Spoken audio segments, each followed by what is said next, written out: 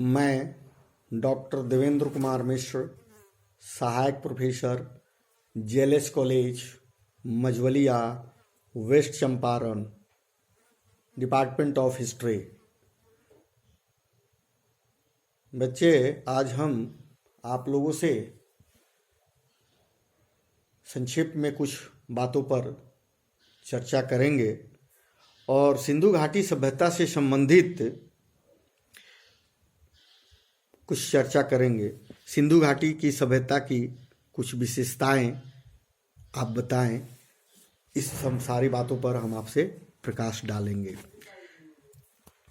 जिस तरह मिस्र की सभ्यता नील नदी की घाटी में और मेसोपोटामिया की सभ्यता को दजला और फुरात नदियों की घाटियों के प्रश्रय से मिलता है, उसी तरह उत्तरी भारत के पश्चिम भाग में सिंधु नदी की घाटी में एक गौरवशाली सभ्यता, समृद्ध सभ्यता का जन्म दिया। सिंधु घाटी द्वारा प्रसिद्ध उस गौरवशाली सभ्यता को हम हिंदू घाटी सभ्यता के नाम से जानते हैं, जो मिस्र और मेसोपोटामिया के समकालीन थी। उसी समय का ये भी एक था। इस सभ्यता उत्तर पाषाण काल के बाद आने वाले युग की सभ्यता थी, धातु युग की। धातु के आविष्कार होने के बाद मानव सभ्यता की तीव्र गति से विकास प्रारंभ हुआ।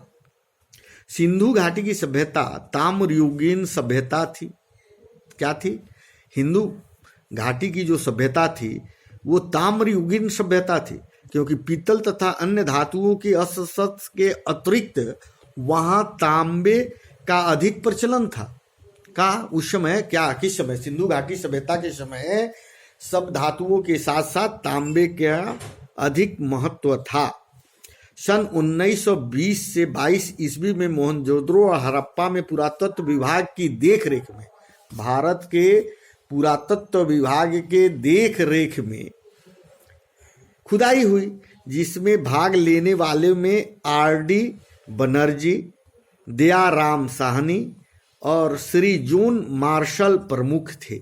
इन लोग के देखरेख में 1920-22 के बीच ये मोहनजोदड़ो और हड़प्पा में जो पुरातत्व विभाग द्वारा खुदाई की गई, इस खुदाई में मकान के साथ कई तह मिले। इतना ही नहीं, सिंधु घाटी के प्रदेश में कुछ अन्य स्थानों की भी खुदाई हुई, जिसमें वे चिन्ह मिले जो मोहनजोदड़ो और हड़प्पा में मिली थी। यानी सिंधु घाटी की सभ्यता को मोहनजोदड़ो और हड़प्पा के नाम से भी पुकारते हैं, परंतु अधिकांश विद्वान इसे सिंधु घाटी की सभ्यता या सिंधो सभ्यता के नाम से ही संबोधित करते हैं। हड़प्पा मोहनजोदड़ो को लोग सिंधु घाटी सभ्यता के नाम से भी जानते हैं, लेकिन कुछ इतिहासकार इसे सिंधु घाटी सभ्यता कहते हैं, कोई हड़प्पा संस्कृति कहते हैं, सभ्यता कहते हैं, कोई मोहनजोदड़ो सभ्यता कहते हैं।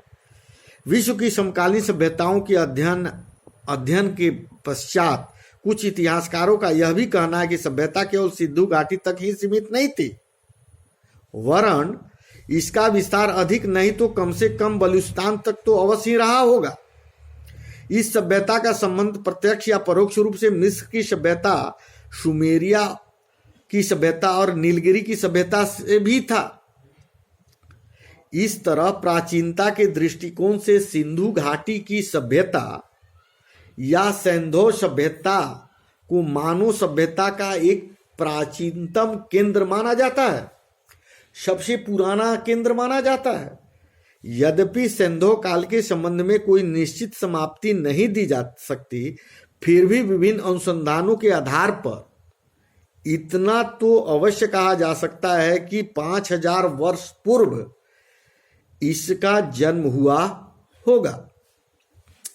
महान इतिहासकार गॉर्डन चाइल्ड के अनुसार गृह निर्माण की वस्तुकला, सील निर्माण और मिट्टी के बर्तन की चमक तथा शोभा का निरीक्षण करके हम इस निष्कर्ष पर, जो इन सारी चीजें जो हमें मिली है खुदाई से, उसको देखने के बाद हम इस निष्कर्ष पर पहुंच सकते हैं कि ईसा के 3000 वर्ष पूर्व के प्रारंभ में सिंधु घाटी की सभ्यता का विकास हुआ होगा।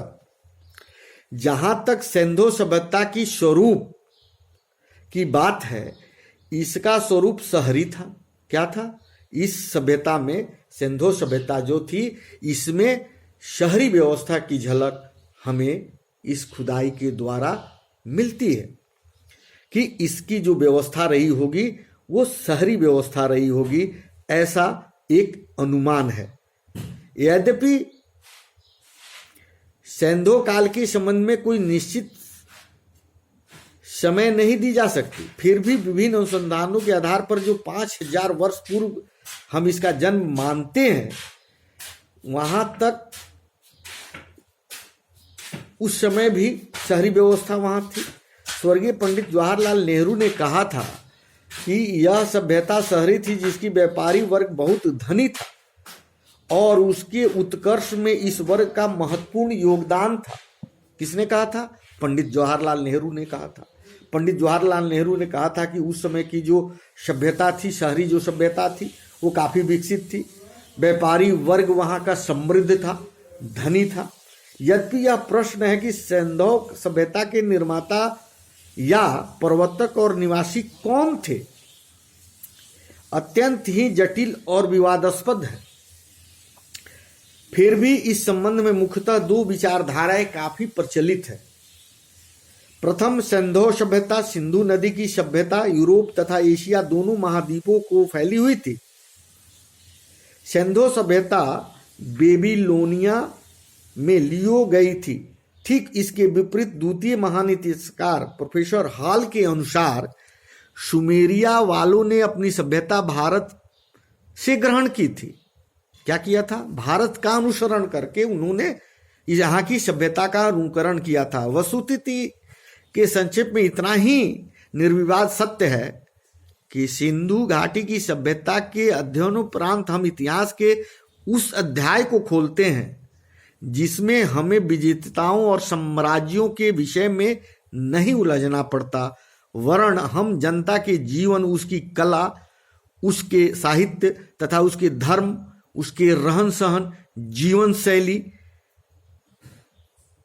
का अध्ययन करते हैं। इस तरह यह सभ्यता अपनी समकालीन सभ्यता के प्रतिकूल शांतिमय थी, जिसका आधार हिंसा और विजय कतई नहीं था। वो हिंसा पर विश्वास नहीं करते थे। सिंधु सभ्यता की कुछ महत्वपूर्ण विशेषताएं थी। उनमें क्या विशेषताएं थी? यह सभ्यता मुख्यतः कांस्यकालीन सभ्यता थी, जिसमें कांस्य कला की चरमोन्नति हुई, काफी विकास हुआ। कांस्य कला का काफी विकास हुआ इस समय। वैदिक सभ्यता की भांति यह सभ्यता ग्रामीण तथा कृषि प्रधान सभ्यता नहीं थी, वरन नगरीय व्यवस्था थी, जो पूर्व में आप लोगों को हमने बताया है। नगरीय व्यवस्था और व्यापार प्रधान थी। इसमें बड़े बड़े नगरों की स्थापना की गई थी। अन्य देशों के साथ व्यापारिक संबंध स्थापित किया गया था। उस सभ्यता की प्रमुख विशेषताएं थी कि राजाओं, उनके राजप्रसादों के अस्तित्व नहीं था। सिंधु सभ्यता की प्राप्त सामग्रियों से उसके सामूहिक जीवन का भी पता चलता है। ज्वाइंट फैमिली के बाद पता चलता है, सामूहिक पारिवारिक व्यवस्था का पता चलता है। यह सभ्यता लोकतांत्रिक शासन व्यवस्था की घोतक थी, जिसका आधार केंद्रीभूत शासन था। शासन सत्ता के दो प्रधान केंद्र में विभक्त थी। उत्तरी क्षेत्र का शासन हड़प्पा और दक्षिण क्षेत्र का मोहनजोदड़ो के संचालित होता था। सिंधु सभ्यता औद्योगिक सभ्यता थी, जहां व्यापार तथा उद्योग समुद्र दशा में था। फलतः सिंधु वासियों के आर्थिक जीवन औद्योगिक विशिष्टीकरण और स्थानीयकरण पर आधारित था। सिंधु सभ्यता के अंतर्गत एक प्रकार का व्यवसाय करने वाले लोग एक ही क्षेत्र में निवास करते थे। जिस तरह का व्यवसाय जिस भाग में होता था, वहीं पर उस तरह के एक लोग ही उस तरह की व्यवसाय किया करते थे। सिंधु सभ्यता शांति प्रधान सभ्यता थी। खुदाई में कवच, सिरशास्त्र, ढाल, तलवार आदि के स्थान पर अधिकतर भाला, कुल्हाड़ी, धनुष, बाण आदि मिले हैं। संक्षेप में यह सभ्यता शांति प्रधान सभ्यता थी और यहाँ की निवासी शांतिपूर्ण ढंग से अपना जीवन यापन, अपनी जीवन शैली को चलाते थे।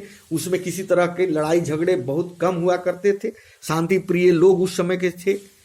वहां की सभ्यता और यहाँ के निवासी शांतिपूर्ण रहना पसंद करते थे।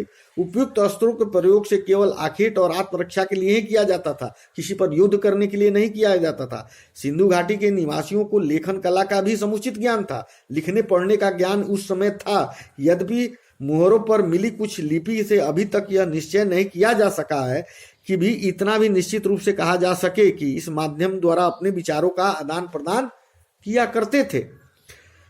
हम अंत में यह इस बात पर पहुंचते हैं, यह निष्कर्ष करते हैं कि सिंधु सभ्यता को भारतीय सभ्यता का उषा काल भी कहा जा सकता है, जो विशेषताओं में चार चांद लगाता है और समृद्ध जीवन शैली के जीने का हमें एहसास कराता है। नगरीय व्यवस्था इसकी प्रमुख व्यवस्था थी। इन्हीं सब बातों के साथ हम अपनी वाणी को विराम देते हैं। धन्यवाद।